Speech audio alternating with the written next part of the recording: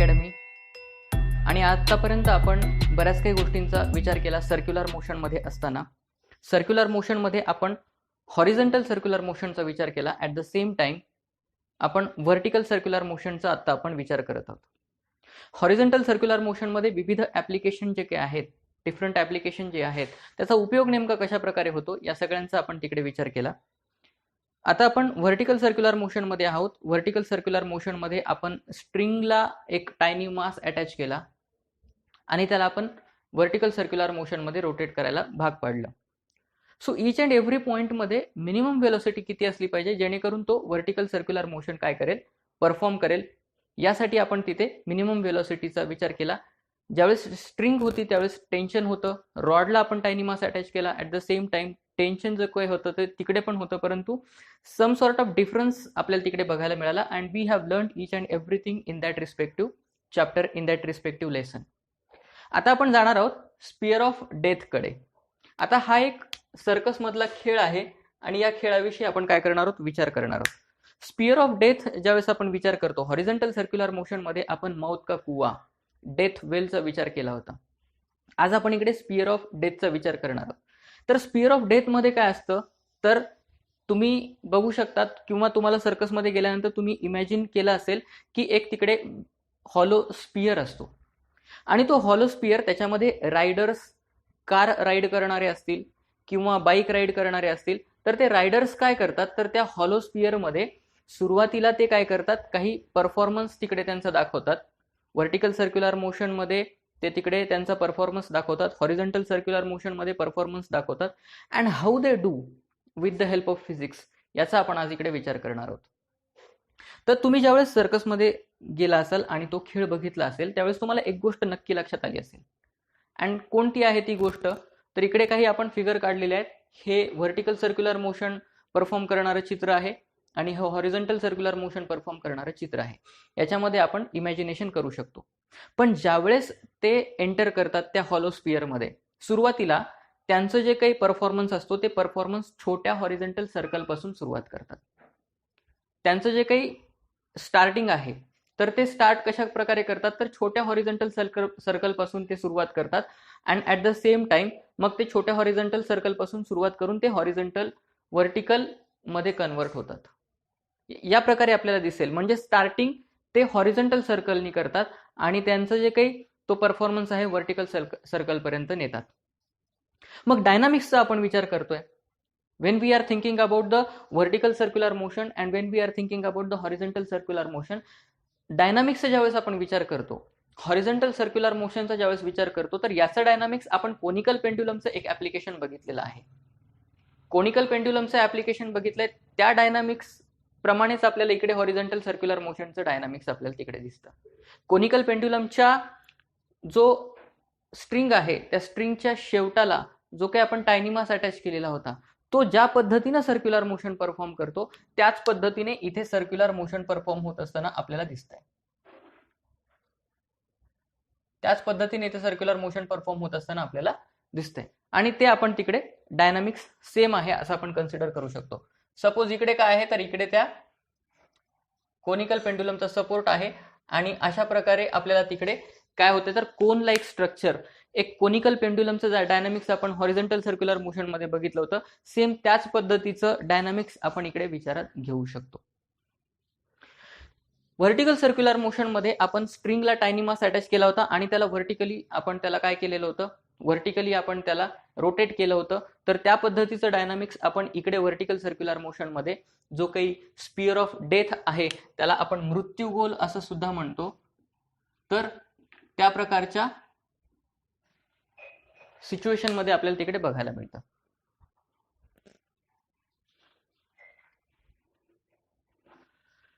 तर इथलं vertical circular motion आणि इथलं हॉरिझॉन्टल सर्क्युलर मोशन ज्यावेळेस आपण विचारात घेत असतो या स्पियर ऑफ डेथ मध्ये, एक गोष्ट आपल्याला नक्की लक्षात घ्यावी लागेल, ती म्हणजे काय आहे, तर तिकडे आपल्याला स्ट्रिंग मध्ये असलेलं जे काही टेन्शनचा फोर्स आहे तो टेन्शनचा फोर्स आपल्याला इकडे दिसत नाहीये. तो टेन्शनचा फोर्स इकडे एका वेगळ्या फोर्सने रिप्लेस केलेला आहे आणि तो आहे नॉर्मल रिॲक्शन. कारण इकडे सरफेस आहे, ते बायकर्स असतील, ते रायडर्स असतील, जे काही आहे ते कुठल्या स्ट्रिंगला अटॅच आहेत का? नो, कुठल्या स्ट्रिंगला अटॅच नाही आहेत. त्यामुळे त्यांच्याकडून, त्या स्ट्रिंगकडून मिळणारा जो काही टेन्शनचा फोर्स आहे ते इकडे आपल्याला बघायला मिळत नाही. कोनिकल पेंड्युलम मध्ये टायनी मास आपण अटॅच केला होता स्ट्रिंगला, व्हर्टिकल सर्क्युलर मोशन मध्ये टायनी मास आपण अटॅच केला होता स्ट्रिंगला, आणि त्यामुळे स्ट्रिंगचं जे काही टेन्शन होतं ते स्ट्रिंगचं टेन्शन इकडे आपल्याला एक सपोर्टिव्ह फोर्स प्रोव्हाइड करते असं दिसत होतं.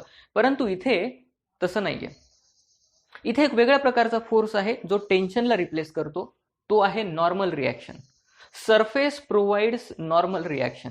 जेवढं वेट ते बायकर्स, जेवढं वेट ते रायडर्स त्या सरफेसवरती, त्या स्पिअरवरती अप्लाय करतात, तेवढाच जो नॉर्मल रिॲक्शनचा फोर्स आहे तो स्पिअरचा सरफेस त्या बायकर्सवरती अप्लाय करत असतो. So we can say that tension is replaced by normal reaction. So T म्हणजेच काय, तर tension is replaced by normal reaction, याला आपण एन म्हणत असतो. ठीक आहे. तर नॉर्मल रिॲक्शनचा जो काही फोर्स आहे तो काय करतो, तर तो हा फोर्स टेन्शनला रिप्लेस करतो, हे आपल्याला तिकडे दिसतंय.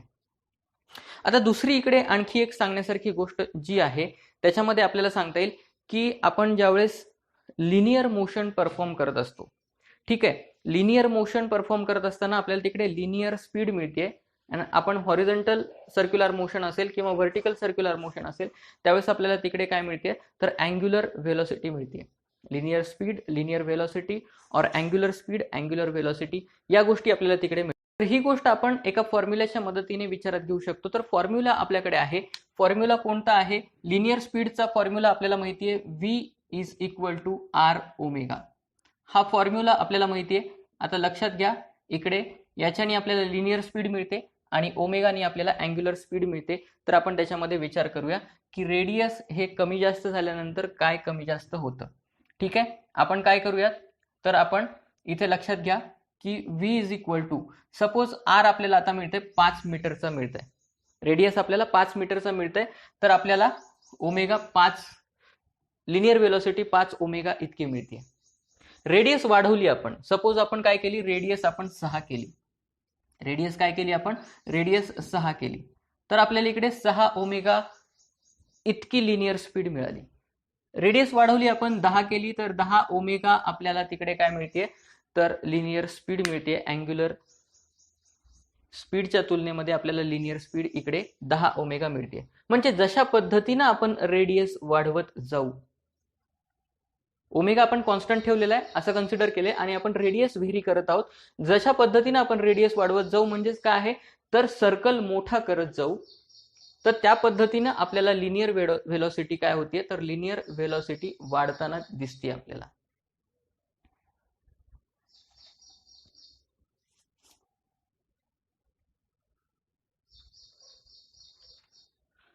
आणि आता अँग्युलर स्पीडचा विचार करूयात. Angular speed v divided by R is equal to omega मिळालं. मग इथलं हे जे काही रेडियस आहे, हे रेडियस आपण वाढवत गेलो म्हणजे आपल्याला काय होईल, ह्याचं जे काही उत्तर आहे ते कमी कमी येत जाणार आहे.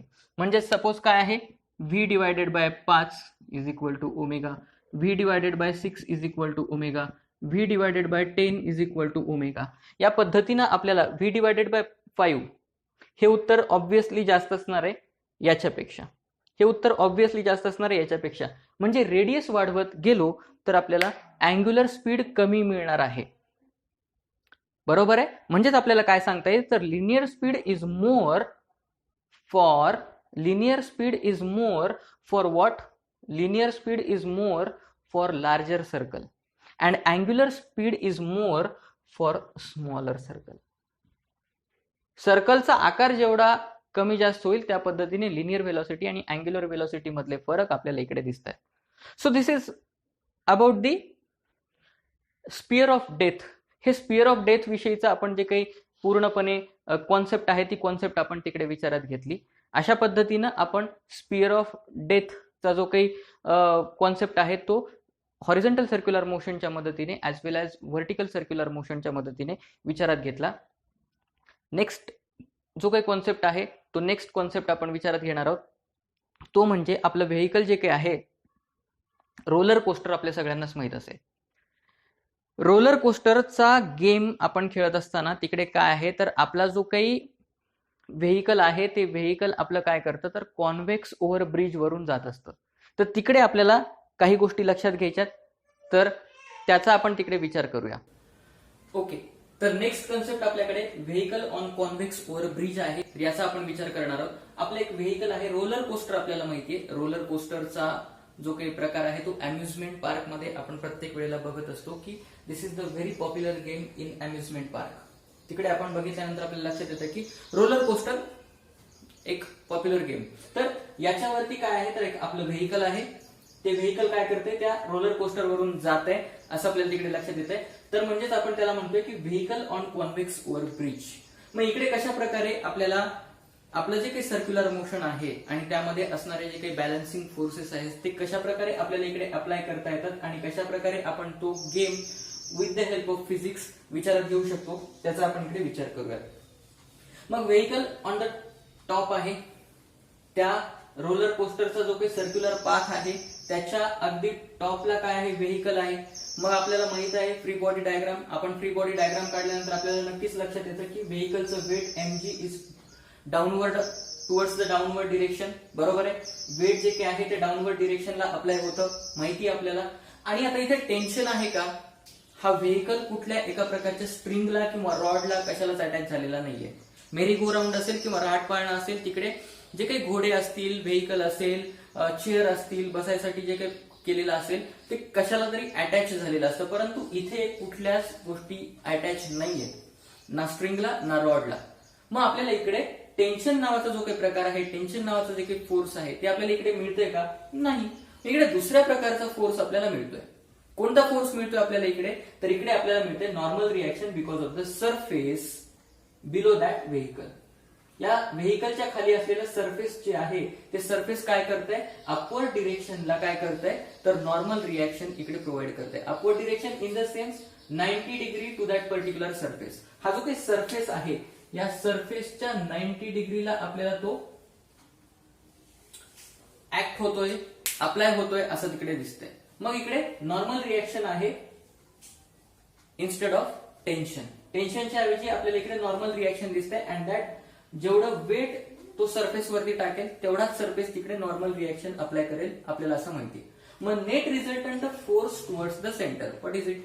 Net resultant force towards the centre it is centripetal force. मग बघूया इक्वेशन आपल्याला काय मिळतंय. तर इक्वेशन कशा प्रकारे मिळेल तर नेट रिझल्टंट फोर्स आपल्याला काय मिळतंय, नेट रिझल्टंट फोर्स आपल्याला काय मिळतंय तर mg weight towards downward direction minus normal reaction, बाहेर जाणारा जो काही फोर्स आहे तो मायनस करता आपल्याला तिकडे काय मिळतंय तर आपल्याला तिकडे नेट रिझल्टंट फोर्स मिळतोय असं आपण तिकडे सांगतो. तर मग बघूया mg minus normal reaction is equal to net resultant फोर्सला आपण काय म्हणतोय तर सेंट्रिपिटल फोर्स म्हणतोय. हेच उदाहरण आपण सेंट्रिफ्युगलच्या माध्यमातून सुद्धा सॉल्व्ह करू शकतो. आपण इथे सेंट्रिपिटलचा विचार केलेला आहे. सेंट्रिपिटल फोर्स, सेंट्रिपिटल फोर्स काय आहे, centripetal force is equal to mv square upon r. हे आपल्याला माहिती. मग ठेवूया ती value mg minus n is equal to mv square upon r. This is the equation which we get at this respective point. या पॉइंटला आपल्याला हे इक्वेशन मिळतंय असं आपल्याला तिकडे सांगता येईल. मग आता इकडे एक गोष्ट विचारात घेण्यासारखी आहे आणि ती कोणती आहे तर नॉर्मल रिएक्शनला जर आपण 0 कन्सिडर केलं, नॉर्मल रिएक्शनला जर आपण 0 कन्सिडर केलं तर आपल्याला तिकडे काय मिळेल तर व्हेलोसिटी किती प्रकारची आपल्याला तिकडे मिळेल. आपण ज्यावेळेस स्पीड ब्रेकर वरून जात असतो, इकडे एक विचार करण्यासारखी गोष्ट आहे, आपण ज्यावेळेस स्पीड ब्रेकर वरून जात असतो त्यावेळेस आपल्याला कधीतरी आपली गाडी जर आपली स्पीड जास्त असेल, आपली जर स्पीड जास्त असेल तर कधीतरी आपली गाडी काय होते तिकडे आपली गाडी त्या स्पीड ब्रेकर वरून उडाल्यासारखी आपल्याला वाटते. बरोबर आहे. स्पीड ब्रेकरचा कॉन्टॅक्ट रस्त्याचा आणि आपला कॉन्टॅक्ट जो काय तो सुटलेला वाटतो. Y? Because of the normal reaction becomes 0. Normal reaction कडून मिळणारा जो फोर्स आहे, जो सपोर्ट आहे आपल्याला, जो ग्राउंड कडून मिळणारा सपोर्ट आहे तो तिकडे 0 होतो. सेंट्रिफ्युगल फोर्स जास्त होतो, सेंट्रिपिटल फोर्स कमी होतो. त्यामुळे आपली जी काही गाडी आहे ती आपली गाडी त्या सर्क्युलर ट्रॅक स्पीड ब्रेकर म्हणजे एक प्रकारचा सर्क्युलर ट्रॅकच आहे, बरोबर. रोलर कोस्टर मध्ये सुद्धा सेम तीच प्रकारची गोष्ट आपल्याला बघायला मिळते. फक्त आपल्याला इकडे काय सांगता येईल, तर हा जो काही कर्वेचर आहे याचा जो काही रेडियस आहे it is greater than speed breaker. Speed ब्रेकरचा एवढा मोठा रेडियस किंवा कर्वेचर नसतो, हे आपल्याला तिकडे नक्कीच सांगता येईल. So because of the normal reaction we can feel such type of experience in our life. आपल्याला या प्रकारच्या गोष्टी आपल्याला लाईफ मध्ये बघायला मिळतील असं आपण तिकडे नक्कीच सांगू शकतोय. तर जर नॉर्मल रिएक्शन जर आपण तिकडे विचारात घेतलं, नॉर्मल रिएक्शनचं जर आपण 0 कन्सिडर केलं, म्हणजे आपल्या रस्त्याचा, आपल्या सरफेसचा आणि आपला कॉन्टॅक्ट सुटलेला आहे असं जर आपण तिकडे विचारात घेतलं, तर आपल्याला काय इक्वेशन मिळत आहे ते आपण तिकडे विचारात घेणार आहोत. तर नॉर्मल रिएक्शन आपण काय करणार आहोत, 0 कन्सिडर करणार आहोत and mv² divided by r. हे 0 झालं. So therefore mg is equal to mv² divided by r. This m gets cancelled. G is equal to v² divided by r. Therefore आपल्याला इकडे काय सांगतोय, gr is equal to v². आणि आपण ज्यावेळेस त्याचा स्क्वेअर रूट काढून घेतो त्यावेळेस आपल्याला असं लक्षात येते की rg. This should be the maximum velocity. This should be the maximum velocity when we are performing this kind of game or this kind of amusement park. जो काही पॉप्युलर गेम आहे ते, किंवा आपण स्पीड ब्रेकरचा विचार करत असतो. इकडे स्पीड ब्रेकर आपण कन्सिडर करूयात. तर स्पीड ब्रेकरचा जर विचार करत असतो तर this should be the maximum velocity √rg. Radius जितका आहे आणि ग्रॅव्हिटीचा जो काही फोर्स आहे याला आपण अंडररूट केलं तर व्ही मॅक्स आपल्याला तिकडे मिळू शकतो. आणि त्या स्पीडने आपण जर गेलो तर आपला कॉन्टॅक्ट, आपला जो काही नॉर्मल रिएक्शन आहे, कॉन्टॅक्ट जो काही आहे तो 0 होतो. अँड बिकॉज ऑफ दॅट आपण तिकडे मी सांगितल्याप्रमाणे स्पीड ब्रेकर वरून आपल्याला उडाल्याचा जो काही एक्सपिरियन्स आहे तो एक्सपिरियन्स आपल्याला तिकडे करता येतो. This is about the vehicle on convex over bridge. ठीक आहे, या प्रकारचा कॉन्सेप्ट आपण विचारात घेतला. पुढे जाणार आहोत आपण आणि पुढे आपल्याला मोमेंट ऑफ इनर्शिया काय असतं याचा आपल्याला विचार करायचा आहे. मोमेंट ऑफ इनर्शिया विचारात घेण्यासाठी आपण आपल्या जे काही लोअर स्टँडर्ड आहे त्या लोअर स्टँडर्ड कडे जाऊया आणि तिकडे इनर्शिया नावाचा एक आपण जो काही कॉन्सेप्ट आहे, इनर्शिया नावाची जी काही संकल्पना आहे त्याची परिभाषा, त्याची डेफिनेशन आपण तिकडे समजून घेतली. ती आपण सुरुवातीला इकडे ब्रशअप करूयात, रिवाइज करूयात and then we will move towards the moment of inertia. And we will think about the moment of inertia of thin rod, moment of inertia of uniform disc, moment of inertia of uniform ring. या सगळ्या कॉन्सेप्टचा आपण तिकडे विचार करणार आहोत. Till then thank you very much. Have a nice day. जय हिंद.